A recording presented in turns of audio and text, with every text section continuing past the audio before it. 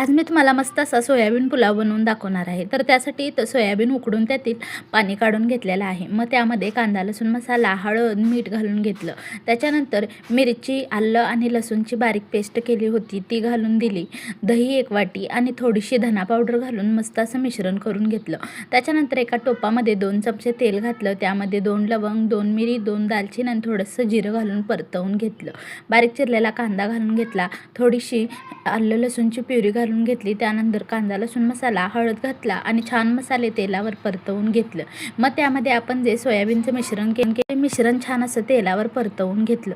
त्याला छान तेल सुटल्यावर सोयाबीनला मस्त असं मग त्यामध्ये घालून घेतलेला आहे तांदूळ. 2 वाट्या तांदूळ मी इथं वापर केलेला आहे. तो छान असा मिक्स करून घेतला. मग त्यामध्ये 2 वाट्याला 4 बाऊल पाणी असं घालून घेतलं आणि मग त्यामध्ये बारीक चिरलेली कोथिंबीर घालून झाकण लावून शिजण्यासाठी ठेवून दिलं. आधीमध्ये आपल्याला असं थोडंसं हलवून घ्यायचं आहे आणि 10 मिनिटानंतर मस्त असा सोयाबीन पुलाव आपला बनवून तयार आहे. एकदम भारी टेस्टी रेसिपी आहे. तुम्ही अगदी 10 मिनिटातच करू शकता. नक्की ट्राय करा आणि आवडल्यास